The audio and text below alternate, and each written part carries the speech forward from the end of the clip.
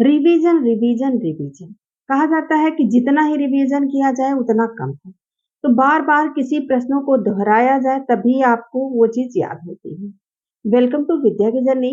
आइए इस ऑडियो द्वारा बहुत सारे प्रश्नों को हम लोग एक साथ तैयार करते हैं। किसी प्रैक्टिस सेट को देखते हैं तो बहुत ज्यादा से ज्यादा आपके 100 क्वेश्चन तैयार होते हैं, लेकिन इससे बहुत सारे आपके प्रश्न तैयार होंगे। मिक्स प्रश्न है और सारे ईएमआरएस से रिलेटिव प्रश्न है और टीजीटी पीटीटी से रिलेटिव प्रश्न है। साहित्य के भी हैं, नाटक के और रचना से भी हैं। बहुत सारे प्रश्नों को समाहित किए हैं, तो पूरा जरूर सुनिए। पूरा सुनने के बाद आपको बहुत सारे प्रश्न हेल्पफुल लगेंगे और अच्छा भी लगेगा। तो एक बार चलिए जानते हैं हिंदी का प्रथम नाटक कौन सा है। तो हिंदी का प्रथम नाटक नहुस है, जिसके रचनाकार है गोपाल चंद्र गिरधर दास। गोपाल चंद्र गिरधर दास की रचना कौन सी है, तो नहुस है और हिंदी का यह प्रथम नाटक है। हिंदी का प्रथम उपन्यास कौन सा है, तो परीक्षा गुरु। परीक्षा गुरु हिंदी का प्रथम उपन्यास है और यह श्री निवास दास का है, लाला श्री निवास दास का है। परीक्षा गुरु रचना किसकी है, तो लाला श्री निवास दास की रचना है। हिंदी का प्रथम उपन्यास परीक्षा गुरु और इसके जो रचनाकार है वो लाला श्रीनिवास दास है। हिंदी की प्रथम कहानी, हिंदी की प्रथम कहानी कौन सी है, तो इंदुमती। हिंदी की प्रथम कहानी इंदुमती है और किशोरी लाल गोस्वामी की रचना है। हिंदी की प्रथम कहानी इंदुमती है और किशोरी लाल गोस्वामी की कहानी है। नेक्स्ट है हिंदी का प्रथम यात्रा वृत्तांत कौन सा है, तो सरयू पार की यात्रा है, जो जिसके रचनाकार भारतेंदु हरिश्चंद्र हैं। हिंदी का जो प्रथम यात्रा वृत्तांत है वो है सरयू पार की यात्रा। सरयू पार की यात्रा है यह हिंदी का प्रथम यात्रा वृत्तांत। सरयू पार की यात्रा और इसके जो रचनाकार हैं वो भारतेंदु हरिश्चंद्र हैं। भारतेंदु हरिश्चंद्र हैं। भारतेंदु हरिश्चंद्र की जो पत्रिकाएं हैं वो कुछ इस प्रकार है। तो हरिश्चंद्र मैगजीन भारतेंदु हरिश्चंद्र की पत्रिका है और हरिश्चंद्र चंद्रिका बाला बोधनी, बाला बोधनी हरिश्चंद्र चंद्रिका और हरिश्चंद्र मैगजीन ये भारतेंदु की पत्रिकाएं हैं। फिर से सुनिए, भारतेंदु की पत्रिकाएं हरिश्चंद्र मैगजीन, हरिश्चंद्र चंद्रिका, बाला बोधनी ये भारतेंदु हरिश्चंद्र की पत्रिकाएं हैं। बालकृष्ण भट्ट की जो पत्रिका है वो है हिंदी प्रदीप। हिंदी प्रदीप किसकी पत्रिका है, तो बालकृष्ण भट्ट की पत्रिका है। बालकृष्ण भट्ट की पत्रिका है हिंदी प्रदीप। नेक्स्ट है एक, इस कथन को जानते हैं, एक भाषा के अंतर्गत जब कोई अलग अलग रूप विकसित हो जाते हैं तो उन्हें बोली कहते हैं। यह किसका कथन है, तो भोलानाथ तिवारी का कथन। एक भाषा के अंतर्गत जब कोई अलग अलग रूप विकसित हो जाते हैं, एक भाषा के अंतर्गत जब कोई अलग अलग रूप विकसित हो जाते हैं तो उन्हें बोली कहते हैं। यह कथन किसका है, तो भोलानाथ तिवारी का है। भोलानाथ तिवारी का है। ताई कहानी के लेखक कौन है, तो विश्वंभर नाथ। ताई कहानी के लेखक कौन है, तो विश्वंभर नाथ है। विश्वंभर नाथ शर्मा कौशिक है। ताई का नाम क्या रहता है, तो रामेश्वरी रहता है। ताई का नाम रामेश्वरी रहता है। ताई का नाम रामेश्वरी रहता है। अखिल भारतीय हिंदी सम्मेलन की स्थापना, अखिल भारतीय हिंदी सम्मेलन की स्थापना कहाँ हुई थी, तो प्रयाग में हुई थी। प्रयाग में हुई थी। हरिवंश राय बच्चन ने अपने पूर्वजों का चित्रण किस आत्मकथा में किया है, तो क्या भूलूं क्या याद करूं में किया है। क्या भूलूं क्या याद करूं में हरिवंश राय बच्चन ने अपने पूर्वजों का चित्रण किया है। भारतेंदु के काव्य गुरु कौन थे, तो पंडित लोकनाथ। भारतेंदु के काव्य गुरु पंडित लोकनाथ। द्वितीय भारतेंदु नाम से विख्यात कौन है, तो प्रताप नारायण मिश्र। द्वितीय भारतेंदु नाम से विख्यात है प्रताप नारायण मिश्र। अखिल भारतीय साहित्य सम्मेलन के प्रथम सभापति बने मदन मोहन मालवीय।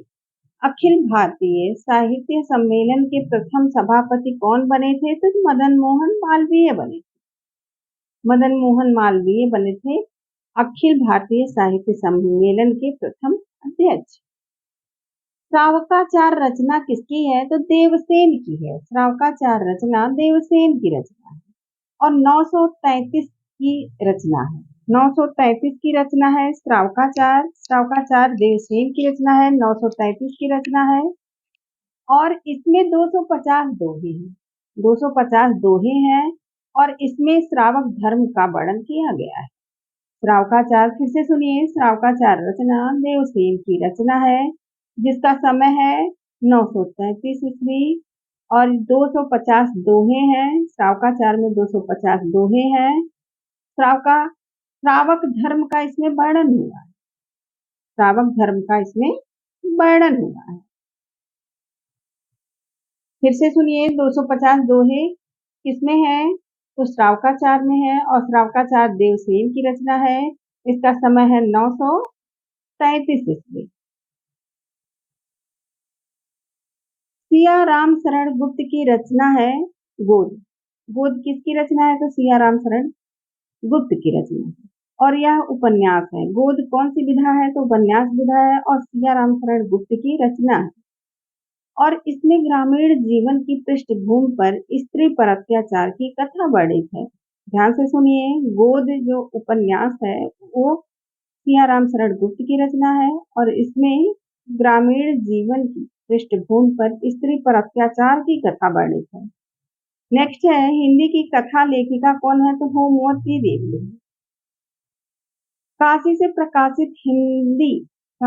प्रकाशित हिंदी गल्पमाला मासिक पत्रिका में जयशंकर प्रसाद की कहानियां नियमित रूप से प्रकाशित होती थी। प्रश्न आ सकता है कि नियमित रूप से जयशंकर प्रसाद की कहानियां कहाँ प्रकाशित होती थी? तो गल्पमाला मासिक पत्रिका में प्रकाशित होती थी और कहाँ से होती थी? तो यह काशी से होती थी। फिर से सुनिए, काशी से प्रकाशित हिंदी गल्पमाला मासिक पत्रिका में जयशंकर प्रसाद की कहानियां नियमित रूप से प्रकाशित होती थी। नेक्स्ट है, काला पहाड़ रचना का समय क्या है? तो 1999।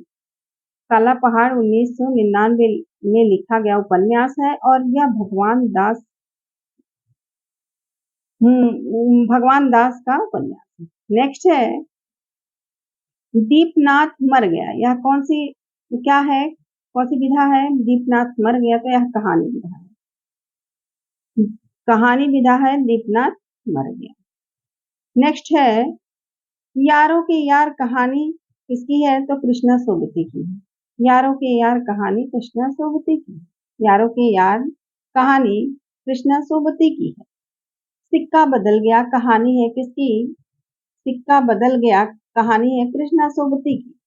सिक्का बदल गया कहानी है कृष्णा सोबती की और यह देश विभाजन पर कहानी लिखी गई है। सिक्का बदल गया कहानी है और यह देश विभाजन पर है और किसकी रचना है? तो कृष्णा सोबती की रचना है। नेक्स्ट है, बादल राग में 6 अंक हैं। बादल राग में कितने अंक हैं? तो 6 अंक। जामुन का पेड़ रचना किसकी है? तो कृष्णचंद्र की रचना है। जामुन का पेड़ कृष्णचंद्र की रचना है। ठकुरी बाबा कृति है क्या? तो रेखा चित्र है। ठकुरी बाबा रेखा चित्र है और यह महादेवी वर्मा की रचना है। ठकुरी बाबा यह महादेवी की रचना है और रेखा चित्र। आप हुदरी रमणिका गुप्ता की रचना। आप हुदरी रमणिका गुप्ता की रचना है और यह आत्मकथा है। आप हुदरी क्या है? तो आत्मकथा है। इसमें लड़की के जिद्दी स्वभाव का वर्णन किया गया है। फिर से सुनिए, आप खुदरी रमणिका गुप्ता की रचना है। आप खुदरी किसकी रचना है? तो रमणिका गुप्ता की रचना है और यह आत्मकथा है। इसमें लड़की के जिद्दी स्वभाव का वर्णन। जिद्दी स्वभाव से याद आया कि आप जिद्द करिए। आप किसी भी चीज को पाने के लिए जिद्दी बनिए, यानी अपने जॉब को पाने के लिए जिद ठानिए और पढ़िए, दिन रात पढ़िए। जितना आप पढ़ सकते हैं, जितना आप कवर कर सकते हैं उतना करिए, तभी जाकर आपका सिलेक्शन होगा। तो आप जरूर बार बार रिवीजन करिए, वही सबसे बड़ा मुख्य हथियार है। देखिए, कोई सहयोग कर सकता है, हर चीज कर सकता है, लेकिन आपको नौकरी पाने के लिए आपको खुद मेहनत करनी होगी, तभी आपको मिलेगा। कोई और शॉर्टकट इसमें है ही नहीं जो आपको नौकरी दिला दे, और गलत तरीके से करेंगे तो आज एक एक ना एक दिन वो चीज़ छिन सकती है। लेकिन आप खुद मेहनत करके खुद से पढ़ेंगे या पढ़ेंगी तो आपके लिए वो अच्छा होगा। इसलिए ज़्यादा से ज़्यादा पढ़िए, बहुत ज़्यादा लोगों से जुड़िए नहीं, कम से कम लोगों से जुड़िए, लेकिन अपनी एक सीट को कवर करिए। चाहे आप किसी काम को करते हुए करिए या तो फिर आपको जो सुविधा लगे। कोई ज़रूरी नहीं है कि आप बहुत ज़्यादा चैनलों पे भटकिए। आपको एक ही चैनल मिले और अच्छा मिले जहाँ से सब कुछ कवर हो जाए, उसको आप करिए। ठीक है? ये मुझे लगता है कि हर हाउसवाइफ के लिए जो जिनके पास कम समय होता है और ज़्यादा कवर करना चाहते हैं, उनके लिए ये चैनल मुझे लगता है बहुत ही ज़्यादा हेल्पफुल सिद्ध होगा, क्योंकि मैं बहुत सारे प्रश्नों को समाहित करके एक ऑडियो बनाती हूँ और वीडियो ट्रिक द्वारा भी बनाती हूँ। तो हेल्प लगे तो ज़रूर जुड़िए। चलिए आगे अपने प्रश्नों की तरफ चलते हैं, बहुत बात करना अच्छा नहीं है। ठीक है? तो जामुन का पेड़ रचना किसकी है? तो कृष्णचंद्र की है। ठकुरी बाबा कृति है, रेखा चित्र है। यह महादेवी वर्मा की रचना है। महादेवी वर्मा की रचना है ठकुरी बाबा। आप खुदरी रमणिका गुप्ता की रचना है। आप खुदरी किसकी रचना है? तो रमणिका गुप्ता की रचना है। और यह आपकी कथा है जिसमें लड़की के जिद्दी स्वभाव का वर्णन है। नेक्स्ट है जालंधर नाथ पहले सिद्ध थे और बाद में नाथ पंथी हो गए। जालंधर नाथ पहले क्या थे? तो सिद्ध थे और बाद में यह नाथ पंथी हो गए। नेक्स्ट है रसज्ञ रंजन किसकी रचना है? तो महावीर प्रसाद द्विवेदी की रचना है। रसज्ञ रंजन महावीर प्रसाद द्विवेदी की रचना है। और शिव शंभू का चिट्ठा यह बाल मुकुंद गुप्त की रचना है। बाल मुकुंद गुप्त की रचना है शिव शंभू का चिट्ठा। शिव शंभू का चिट्ठा बाल मुकुंद गुप्त की रचना है। परिहास बंधक भारतेंदु हरिश्चंद्र की रचना है।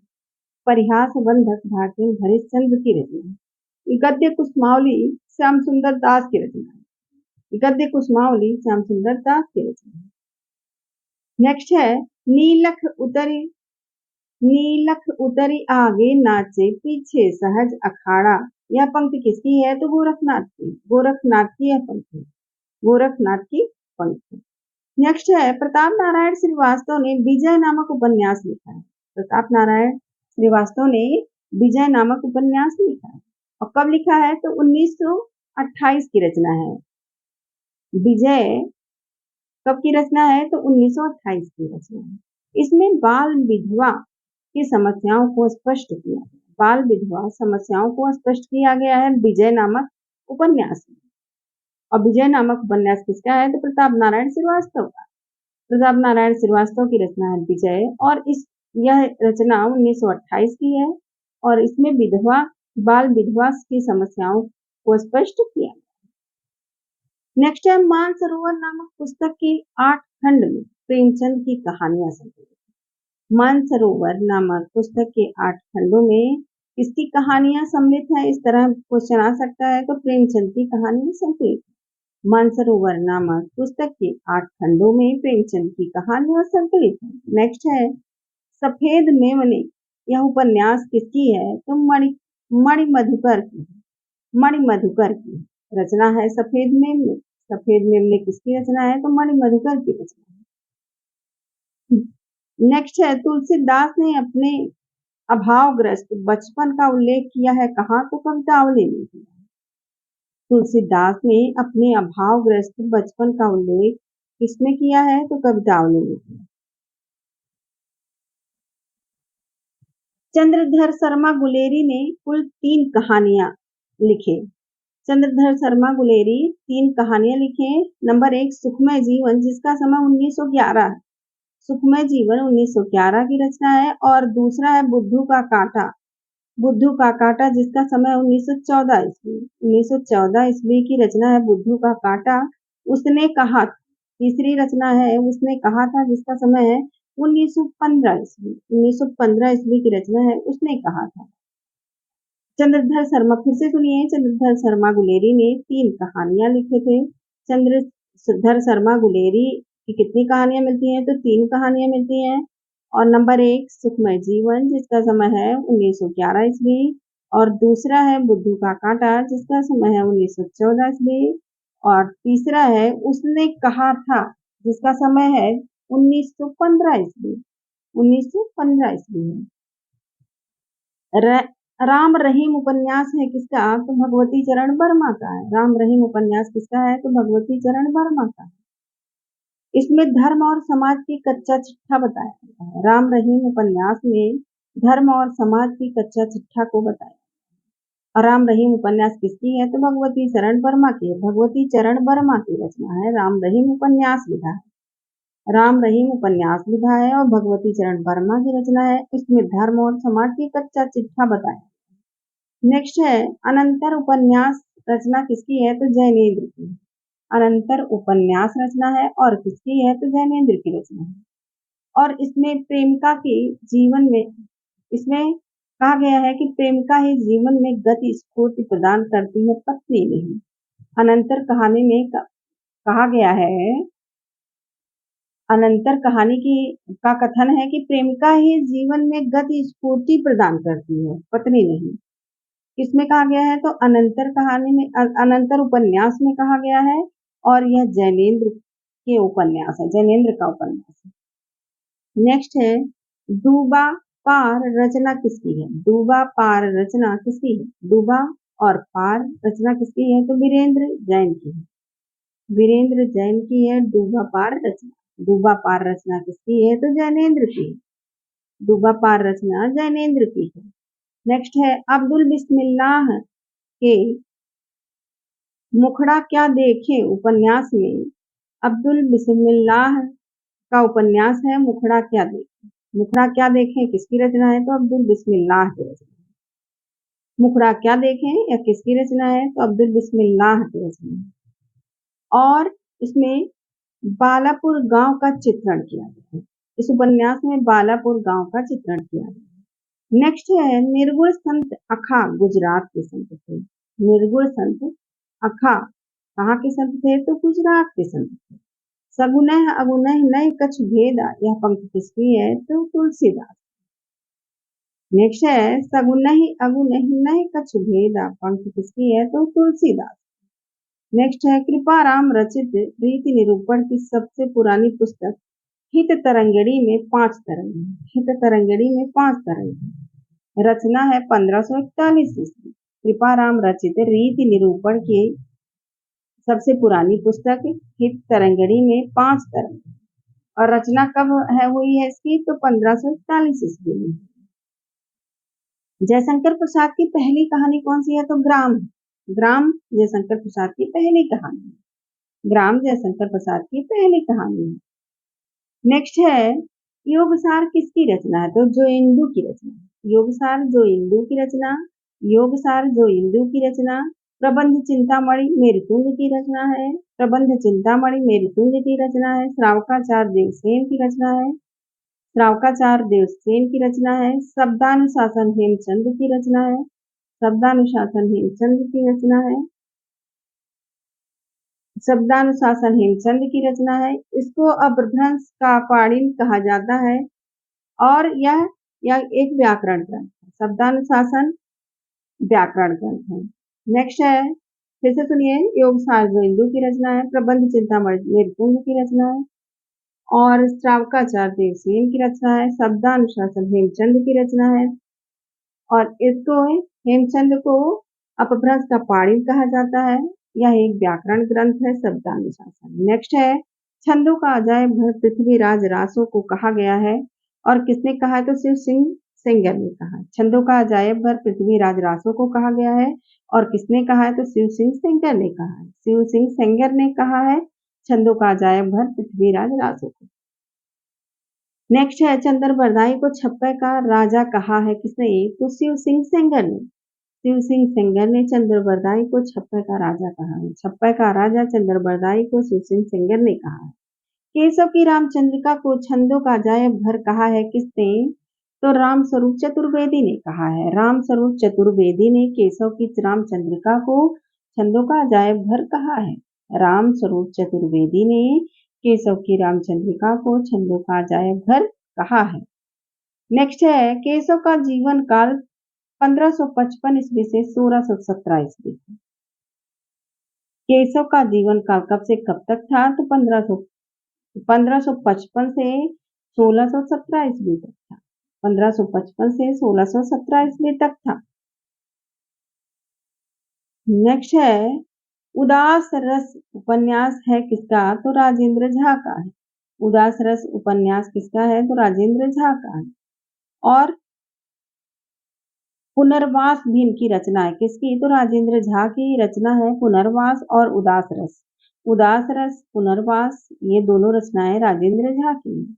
राजेंद्र झा की रचना है उदास रस और राजेंद्र झा की रचना है पुनर्वास। पुनर्वास भी है। नेक्स्ट है, गोरखनाथ अपने युग के सबसे महान धर्म नेता थे। गोरखनाथ अपने युग के सबसे महान धर्म नेता थे।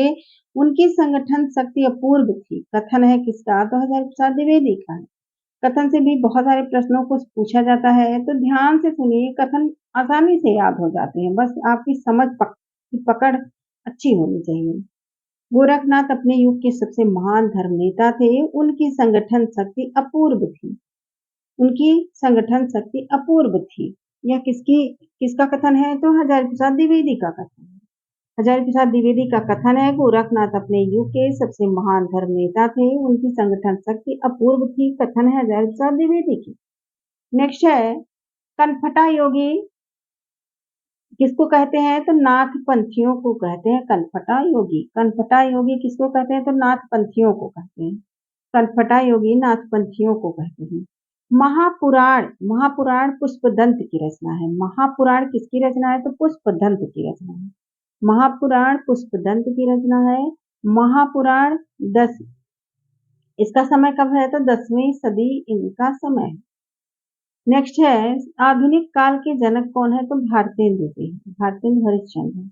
आधुनिक काल के जनक भारतेंदु हरिश्चंद्र को माना जाता है। भारतेंदु के आध्यात्मिक गुरु कौन थे? तो शिव प्रसाद सितारे हिंद थे। भारतेंदु के आध्यात्मिक गुरु शिव प्रसाद सितारे हिंद थे। खड़ी बोली गद्य के जनक भारतेंदु हरिश्चंद्र थे। खड़ी बोली गद्य के जनक भारतेंदु हरिश्चंद्र थे। और भारतेंदु युग को भारतेंदु नाम दिया है किसने? तो केसर नारायण शुक्ल ने दिया है। केसर नारायण शुक्ल ने भारतेंदु युग को भारतेंदु नाम दिया है, केसर नारायण शुक्ल ने। नेक्स्ट है, पर परमात्म प्रकाश और योगसार रचना किसकी है? तो जो इंदु की। परमात्म प्रकाश और योगसार रचना है जो इंदु की रचना है परमात्म प्रकाश और योगसार। नेक्स्ट है, पुष्पदंत का समय है 10वीं सदी। पुष्पदंत का समय क्या है? तो 10वीं सदी। जैन मत का प्रभाव प्रमुख रूप से रहा है कहाँ? तो गुजरात कठियावाड़ में। गुजरात कठियावाड़ में रहा है जैन मत का प्रभाव प्रमुख रूप से रहा है। जैन मत का प्रभाव प्रमुख रूप से कहाँ रहा है? तो गुजरात और कठियावाड़ में रहा है। नेक्स्ट है, भरत मुनि ने निर्वेद को अस्थाई भाव नहीं माना। निर्वेद को केवल वह संचारी भाव मानते हैं, तो भरत मुनि निर्वेद को अस्थाई भाव नहीं मानते हैं, निर्वेद को केवल संचारी भाव मानते हैं। नेक्स्ट है, आधुनिक खड़ी बोली के प्रथम कवि कौन है? तो श्रीधर पाठक। आधुनिक खड़ी बोली के प्रथम कवि श्रीधर पाठक है। आधुनिक खड़ी बोली के प्रथम कवि श्रीधर पाठक है। नेक्स्ट है, खड़ी बोली का प्रथम कवि अमीर खुसरो। खड़ी बोली का प्रथम कवि कौन है? तो अमीर खुसरो है। लेकिन अगर पूछा जाए कि आधुनिक खड़ी बोली के प्रथम कवि कौन है? तो श्रीधर पाठक। आधुनिक खड़ी, ध्यान से सुनिए, सारे प्रश्न बहुत ही इंपॉर्टेंट हैं। तो आधुनिक खड़ी बोली के प्रथम कवि हैं श्रीधर पाठक और खड़ी बोली के प्रथम कवि अमीर खुसरो हैं। और खड़ी बोली का प्रथम ग्रंथ लिखने वाले कौन थे? तो कवि गंग थे। और इनकी जो रचना थी वो कौन सी थी? इसको कमेंट द्वारा आप जरूर बताइएगा। और नेक्स्ट है, खड़ी बोली गद्य के प्रथम कवि भारतेंदु। खड़ी बोली गद्य के भी प्रथम कवि कौन है? तो भारतेंदु है। आधुनिक काल के जनक कौन है? तो भारतेंदु है। आधुनिक खड़ी बोली के प्रथम कवि श्रीधर पाठक। बार बार सुनिए और इतनी बार सुनिए कि आपको सारे प्रश्न बहुत आसानी से, जैसे किसी गाने को सुनते हैं और याद हो जाती है, उसी तरह याद होता है। प्रबंध चिंतामणि जैनाचार्य मैत्तुंग की रचना। प्रबंध चिंतामणि किसकी रचना है? तो यह जैनाचार्य मेरुतुंग की रचना है। जैनाचार्य मेरुतुंग की रचना है। नेक्स्ट है, पुष्पदंत को अपभ्रंश का वेदव्यास कहा है। किसने? पुष्पदंत को अपभ्रंश का वेदव्यास कहा जाता है। भवभूत भवभूत भी कहा जाता है। भवभूत भी कहा जाता है पुष्पदंत को। अपभ्रंश का वेदव्यास तथा भवभूत भी कहा जाता है। नेक्स्ट है, झूठो सदा जग संत कहत जे अंत लहे है जाने मन गुमान बड़ो तुलसी विचार गवार महा है। तो इसमें आपको बताना है कि क्या है, किसकी वो पंक्ति है। इसको आप कमेंट द्वारा जरूर बताइए। नेक्स्ट है, मान रहित विष खाय के शंभु भये जगदीश बिना मान अमृत पिए राहु कटायो शीश। यह किसकी पंक्ति है? तो ये आप जान लीजिए किसकी पंक्ति है। तो रहीम की पंक्ति है और वेरी इंपॉर्टेंट है कि मान सहित विष खाए के शंभु भये जगदीश बिना मान अमृत पिए राहु कटायो शीश। ये सही भी बात है, बिना मान के किसी के घर नहीं जाना चाहिए और जहाँ मान रहे, जहाँ सम्मान हो वहाँ जरूर जाना चाहिए और जहाँ सम्मान आपका ना हो वहाँ तो बिल्कुल नहीं जाना चाहिए। मेरे हिसाब से, अब आप लोगों के हिसाब से क्या है वो आप लोग कमेंट द्वारा जरूर बताइएगा। चलिए आगे हम लोग प्रश्नों को जानते हैं। शिव प्रसाद सितारे हिंदी का सारा उपन्यास काशी पर आधारित लिखा गया है। शिव प्रसाद सितारे हिंद का सारा उपन्यास कहाँ पर आधारित है? तो ये काशी पर आधारित लिखा गया है। जैसे पैसवानर, गली आगे मुड़ती है और नीला चांद। नीला चांद किसकी रचना है? तो शिव प्रसाद सितारे हिंद की रचना है। नेक्स्ट है, भक्ति काल को 15वीं सदी का पुनर्जागरण कहा है किसने? ये तो जॉर्ज गियर्सन ने कहा। स्वर्ण काल भी कहा है जॉर्ज गियर्सन ने। जॉर्ज गियर्सन ने क्या कहा है भक्ति काल को? तो 15वीं सदी का पुनर्जागरण। और स्वर्ण काल भी कहा है गियर्सन ने भक्ति काल को। फिर से सुनिए कि भक्ति काल को 15वीं सदी का पुनर्जागरण और स्वर्ण काल भी कहा है किसने? ये तो जॉर्ज गियर्सन ने कहा है। लीला नाटकों में सर्वश्रेष्ठ नाटक माना जाता है जानकी मंगल। लीला नाटकों में सबसे ज्यादा सर्वश्रेष्ठ कौन सा नाटक माना जाता है? तो जानकी मंगल माना जाता है। जानकी मंगल माना जाता है। नेक्स्ट है, खंडन मंडन में विश्वास नहीं था किसका? तो जायसी का। खंडन मंडन में विश्वास किसका नहीं था? तो जायसी का नहीं था। जायसी का खंडन मंडन में विश्वास नहीं था। अवधू मन चंगा तो कठौती में गंगा बांध्या मेला तो जगत चेला। पंक्तियां किसकी है? तो गोरखनाथ की।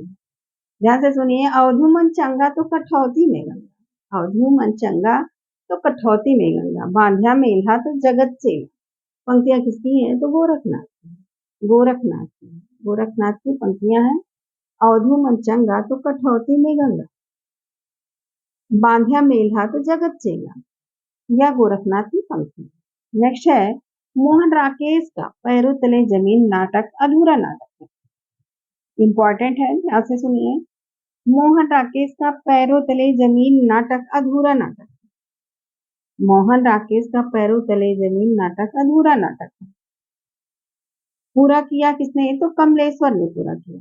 पूरा किया था कमलेश्वर ने। मोहन राकेश का पैरों तले जमीन नाटक अधूरा नाटक है और इसको पूरा किसने किया था? तो कमलेश्वर ने किया था। नेक्स्ट है, धर्म की रसात्मक अनुभूति का नाम भक्ति है किसने कहा? तो आचार्य रामचंद्र शुक्ल ने कहा। आचार्य रामचंद्र शुक्ल का कथन है कि धर्म की रसात्मक अनुभूति का नाम भक्ति है। धर्म की रसात्मक अनुभूति का नाम भक्ति है, आचार्य रामचंद्र शुक्ल का कथन है। नेक्स्ट है, मदनाष्टक रहीम की रचना है। मदनाष्टक किसकी रचना है? तो रहीम की रचना है। और खड़ी बोली की रचना है। खड़ी बोली की रचना है मदनाष्टक और यह रहीम की रचना है। नेक्स्ट है, अपने अपने कुरुक्षेत्र कहानी किसकी है? तो कृष्णा अग्निहोत्री की है। अपने अपने कुरुक्षेत्र कहानी है और कृष्णा अग्निहोत्री की है। अपने अपने कहानी किसकी है? तो कृष्णा अग्निहोत्री की है। माहेश्वर और मालती रोज कहानी के पात्र है। माहेश्वर और मालती किसके पात्र हैं? तो रोज कहानी के पात्र है। रोज कहानी के पात्र है माहेश्वर और मालती। नेक्स्ट है, तुलसीदास को वेद वेदांग दर्शन इतिहास पुराण में प्रवीण किया था किसने? तो शेष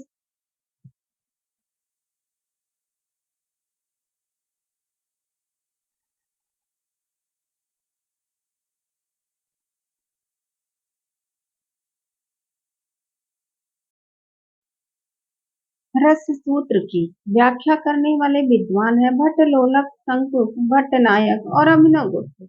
रस सूत्र की व्याख्या करने वाले विद्वान कौन कौन है? भट्ट लोलक है, शंकुक और भट्ट नायक तथा अभिनव गुप्त। रस सूत्र की व्याख्या करने वाले कौन कौन है? तो भट्ट लोलक, शंकुक, भट्ट नायक और अभिनव गुप्त। रस की निष्पत्ति मानते हैं, आइए जानते हैं, इसको भी जानते हैं कि उत्पत्तिवाद को ही अपचयवाद कहते हैं। उत्पत्तिवाद को ही क्या कहते हैं? तो अपचयवाद कहते हैं। और ये किसने कहा? तो भट्ट लोलक ने कहा है। उत्पत्तिवाद को ही अपचयवाद कहते हैं, किसने कहा? तो भट्ट लोलक ने कहा है। भट्ट लोलक ने कहा है अपचयवाद और उत्पत्तिवाद को ही कहा है। नेक्स्ट है, उत्पत्तिवाद सिद्धांत दिया है किसने? तो भट्ट लोलक ने दिया है। भट्ट लोलक ने दिया है उत्पत्तिवाद सिद्धांत। भट्ट लोलक जो भट्ट लोलक है, इनका कौन सा दर्शन है? तो मीमांसा दर्शन। भट्ट लोलक का मीमांसा दर्शन है और उत्पत्तिवाद को ही अक्षयवाद कहते हैं। भट्ट लोलक अक्षयवाद कहते हैं। उत्पत्तिवाद सिद्धांत किसने दिया? तो भट्ट लोलक ने दिया। भट्ट लोलक का कौन सा दर्शन है? तो मीमांसा दर्शन। इस तरह के प्रश्न जरूर पूछे जाते हैं, तो ध्यान से सुनिए, सब कुछ बहुत आसानी से याद हो जाएगा। नेक्स्ट है, तुलसीदास को वेद वेदांग दर्शन इतिहास पुराण में प्रवीण किया था किसने? तो शेष सनातन ने। शेष सनातन ने किया था। तुलसीदास को अकबर ने महान मानने वाले हैं। अकबर से महान मानने वाले कौन है? तो स्मिथ है। तुलसीदास को अकबर से महान मानने वाले हैं स्मिथ। नेक्स्ट है, अर्थ की प्रमुखता को व्यक्त करने वाली कहानी कौन सी है? तो जिंदगी और गुलाब के फूल। जिंदगी और गुलाब के फूल रचना किसकी है? तो उषा प्रियवंदा की है। जिंदगी और गुलाब किसकी रचना है? जिंदगी और गुलाब के फूल यह किसकी रचना है? तो उषा प्रियवंदा की कहानी है। उषा प्रियवंदा की कहानी है जिंदगी और गुलाब के फूल। और अर्थ की प्रमुखता को व्यक्त करने वाली यह कहानी है। नेक्स्ट है, वृंदावन निहारत फिरे राधानंद किशोर, नीरद दामनी जान संग बोले डोले और। यह किसकी पंक्ति है? तो राम सहाय की पंक्ति। फिर से सुनिए, वृंदावन निहारत फिरे राधानंद किशोर, नीरद दामनी जान संग बोले डोले और। यह राम सहाय की पंक्ति है। राम सहाय की पंक्ति। नेक्स्ट है, रस सूत्र देने वाले कौन है? तो भरत मुनि। रस सूत्र को देने वाले कौन है? तो भरत मुनि। रस सूत्र देने वाले भरत मुनि हैं। रस सूत्र की व्याख्या 4 आचार्यों ने की थी। रस सूत्र की व्याख्या कितने लोगों ने की थी? तो 4 आचार्यों ने की थी। नेक्स्ट है, रस सूत्र की व्याख्या कितने आचार्यों ने दी थी? 4 आचार्यों ने दी थी। संस्कृत के 11 आचार्यों के द्वारा रस सूत्र की व्याख्या का प्रयास किया गया, लेकिन दिया कितने लोगों ने? 4 ही लोगों ने दिया। भरत मुनि ने रस की उत्पत्ति अस्थाई भाव से नहीं माना है। भरत मुनि ने रस की उत्पत्ति किससे माना? तो अस्थाई भाव से माना है। रस निष्पत्ति में शंकुक द्वारा दिया गया दर्शन है, कौन सा दर्शन है? तो रस निष्पत्ति में शंकुक द्वारा दिया गया जो दर्शन है वो है न्यायिक दर्शन। न्यायिक दर्शन है किसका? तो शंकुक का। ध्यान से सुनिए, भट्ट लोलट का दर्शन है मीमांसा दर्शन और शंकुक का है न्यायिक दर्शन और भट्ट नायक का है सांख्यिक दर्शन तथा अभिनव गुप्त का है शैववादी दर्शन। ध्यान से जानिए, क्रम से जानिए कि भट्ट लोलक का मीमांसा दर्शन, शंकुक का न्यायिक दर्शन, भट्ट नायक का सांख्यिक दर्शन और अभिनव गुप्त का शैववादी दर्शन। नेक्स्ट है, रस की निष्पत्ति भी जान लीजिए कि किसको किसने माना। रस की निष्पत्ति भट्ट लोलट ने उत्पत्तिवाद को और शंकुक ने अनुमित को और भट्ट नायक ने भुक्ति से माना है और अभिनव गुप्त ने अभिव्यक्ति से माना है रस की उत्पत्ति। रस की उत्पत्ति अभिव्यक्ति से माना है अभिनव गुप्त ने, भट्ट नायक ने भुक्ति से माना है और शंकुक ने अनुमति से माना है और भट्ट लोलट मानते हैं उत्पत्ति से। साधारणीकरण का सिद्धांत दिया है किसने? तो भट्ट नायक ने दिया है। साधारणीकरण का सिद्धांत किसने दिया? तो भट्ट नायक ने दिया। अभिनव गुप्त की रस निष्पत्ति में व्यंग व्यंजक संयोग माना है। क्या माना है? तो व्यंग व्यंजक संयोग माना है किसने? तो अभिनव गुप्त ने रस निष्पत्ति में माना है। नेक्स्ट है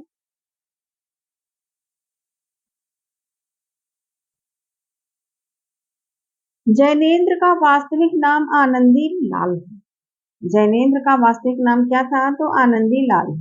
जैनेन्द्र का वास्तविक नाम आनंदी लाल है। बापू इनकी अकाल पुरुष गांधी जीवनी विधा है। बापू इनकी क्या है? तो जीवनी विधा है। नेक्स्ट है भावुक और ब्रज रस रचना किसकी है? तो राय कृष्ण दास की। भावुक और ब्रज रस रचना राय कृष्ण दास की। राय कृष्ण दास की रचना है भावुक और ब्रज रस। वियोगी हर की रचना है भावना और प्रार्थना। प्रेम शतक वीर सतसई। वियोगी हर की कौन कौन सी रचना है? ये जानते हैं कि भावना है, प्रार्थना है और प्रेम शतक है वीर सतसई। वीर सतसई, प्रेम शतक, भावना, प्रार्थना, भावना, प्रार्थना, प्रेम शतक, वीर सतसई। वियोगी हर की रचना है भावना, प्रार्थना, प्रेम शतक, वीर सतसई। भावना, प्रार्थना, प्रेम शतक, वीर सतसई। भावना, प्रार्थना, प्रेम शतक, वीर सतसई। ये वियोगी हर की रचना। नेक्स्ट है श्रीनाथ सिंह की रचना कौन सी है? तो उलझन क्षमा प्रेम परीक्षा। श्रीनाथ सिंह की रचना है उलझन क्षमा प्रेम परीक्षा। प्रेम परीक्षा उलझन क्षमा और उलझन क्षमा प्रेम परीक्षा श्रीनाथ सिंह की रचना है। नेक्स्ट है भारतीय सूफी संप्रदाय के मुख्यतः 5 संप्रदाय हैं। भारतीय सूफी संप्रदाय के मुख्यतः कितने संप्रदाय हैं? तो 5 संप्रदाय। भक्ति काल को लोक जागरण कहा है किसने? तो हजारी प्रसाद द्विवेदी ने। हजारी प्रसाद द्विवेदी ने बौद्ध धर्म की देन भी कहा है भक्ति काल को। बौद्ध धर्म की देन कहा है भक्ति काल को और लोक जागरण कहा है भक्ति काल को। किसने कहा है? तो हजारी प्रसाद द्विवेदी ने कहा है। मध्यांतर कहानी किसकी है? तो मालती जोशी की। मध्यांतर कहानी मालती जोशी की है। मध्यांतर कहानी किसकी है? तो मालती जोशी की है। तुलसीदास को आनंद वन का वृक्ष कहने वाले विद्वान कौन है? तो मधुसूदन सरस्वती है। तुलसीदास को आनंद वन का मधुसूदन सरस्वती कहने वाले कौन है? मधुसूदन सरस्वती। ध्यान से सुनिए, फिर से सुनिए। तुलसीदास को आनंद वन का वृक्ष कहने वाले विद्वान कौन है? तो मधुसूदन सरस्वती। नेक्स्ट है छायावाद के कारण कविता को हृदय का छंद पाकर भावात्मक हो गए।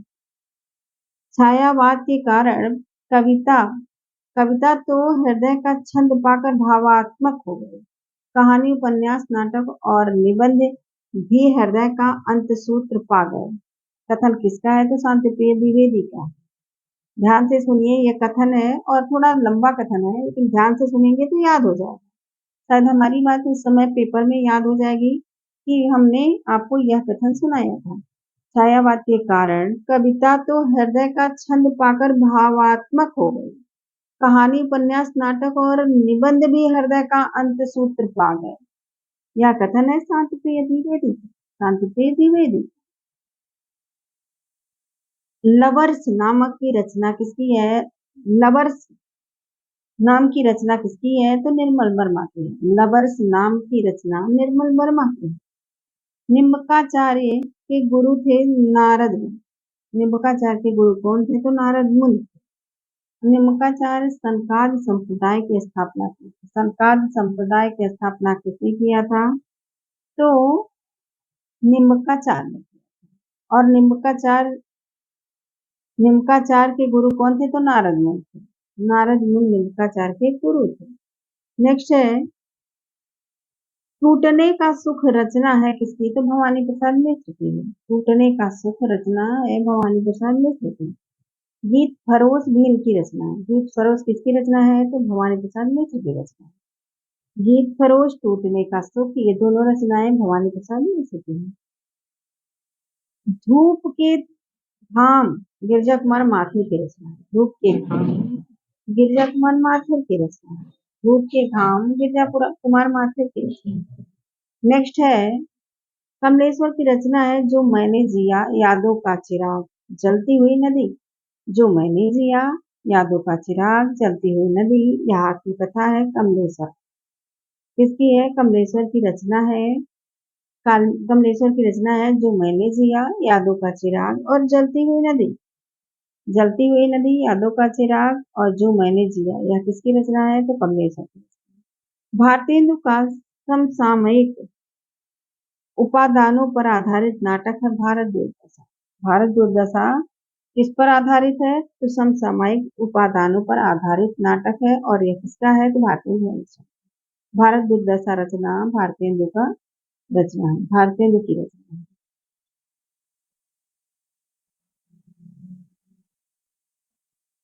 नेक्स्ट है अभी तलाश जारी है। यह किसकी कहानी है? अभी तलाश जारी है। कहानी है मणिका मोहिनी की। मणिका मोहिनी की कहानी अभी तलाश जारी है। अभी तलाश जारी है मणिका मोहिनी की कहानी। स्मिथ ने तुलसीदास को अपने युग का महान पुरुष कहा है। किसने कहा है तुलसीदास को अपने युग का महान पुरुष? किसने कहा है? तो स्मिथ ने कहा है। तुलसीदास को बुद्ध के बाद, ध्यान से सुनिए, तुलसीदास को बुद्ध के बाद बड़ा लोकनायक कहा है जॉर्ज गियर्सन ने। बुद्ध के बाद बड़ा लोकनायक कहा है जॉर्ज गियर्सन।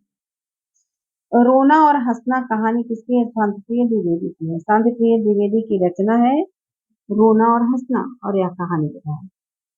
रोना और हंसना कहानी विधा है शांतिप्रिय द्विवेदी की। शांतिप्रिय द्विवेदी की रोना और हंसना कहानी विधा है और रचना है शांतिप्रिय द्विवेदी की। नेक्स्ट है माहेश्वर की कहानियां कौन कौन सी हैं? ये जानते हैं। तो माहेश्वर की कहानियां हैं मास्टर सेवा, राम का सपना, स्पर्श, डीपी सिंह की डिस्पेंसरी, हंसने वाली औरत।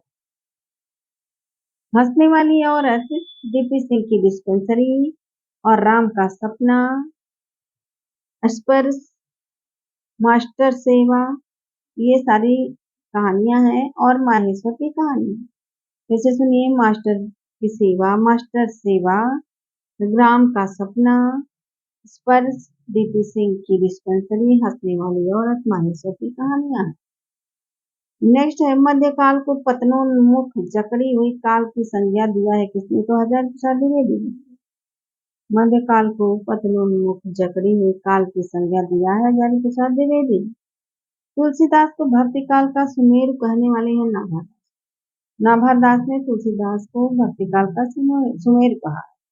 टुकड़ा टुकड़ा आदमी, यह मृदुला गर्ग की कहानी है। टुकड़ा टुकड़ा आदमी किसकी कहानी है? तो मृदुला गर्ग की कहानी। टुकड़ा टुकड़ा आदमी, यह मृदुला गर्ग की कहानी है। कमल दल नयनन की उन्मान, बिसरत नाही सकी मोम मंद मंद मुस्कान। ध्यान से सुनिए, कमल दल नयनन की उन्मान, बिसरत नाही सकी मोम ते मंद मंद मुस्कान। यह रहीम की पंक्ति है। नेक्स्ट है हिंदी नाटकों को साहित्यिक भूमिका प्रदान किया भारतेंदु जी ने और कब प्रदान किया? तो 1883 ईस्वी में। हिंदी नाटकों को साहित्यिक भूमिका प्रदान किया भारतेंदु जी ने 1883 ईस्वी। कथा क्षेत्र में जो स्थान प्रेमचंद का है वही स्थान नाटक में प्रसाद का रहा। नेक्स्ट है भारत का ध्रुव स्वामी समस्यात्मक नाटक माना जाता है। प्रसाद का ध्रुव स्वामी समस्यात्मक नाटक माना जाता है। नेक्स्ट है 16वीं-17वीं शताब्दी के युग को हिंदी काव्य का स्वर्ण युग माना किसने? तो गियर्सन ने। 16वीं-17वीं शताब्दी के युग को हिंदी काव्य का स्वर्ण युग माना है गियर्सन ने। कसाई बाड़ा कहानी के लेखक शिवमूर्ति।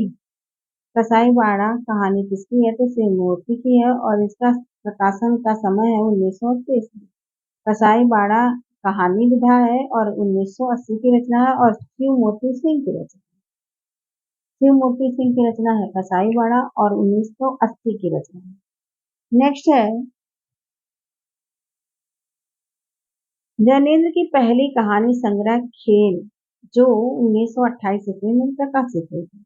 जैनेन्द्र की पहली कहानी कौन सी है? तो खेल। जेनिन्स की पहली कहानी खेल है और यह 1928 ईस्वी में प्रकाशित हुई थी। हिंदी का पहला दुखांत नाटक रणधीर प्रेम मोहिनी है। हिंदी का पहला दुखांत नाटक कौन सा है? तो हिंदी का पहला दुखांत नाटक है रणधीर प्रेम मोहिनी। रणधीर प्रेम मोहिनी। रणधीर प्रेम मोहिनी। गोस्वामी तुलसीदास जी ने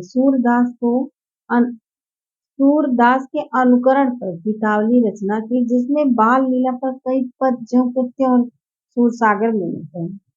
केवल राम श्याम का अंतर है। ध्यान से सुनिए, गोस्वामी तुलसीदास जी ने तुलसीदास को गोस्वामी तुलसीदास जी ने सूरदास को के अनुकरण पर गीतावली रचना की, जिसमें बाल लीला पर कई पद ज्यों के त्यों सूरसागर में मिलते हैं। ये केवल राम श्याम का अंतर है। नेक्स्ट है, शांतिप्रिय द्विवेदी ने हनुमान पर अपनी पहली कविता लिखी। शांतिप्रिय द्विवेदी ने हनुमान पर अपनी पहली कविता लिखी। अपनी पहली कविता किस पे लिखा? किस रचना पर? तो हनुमान पर। नेक्स्ट है, गुदड़ साई रचना किसकी है? तो जयशंकर प्रसाद कहानी है।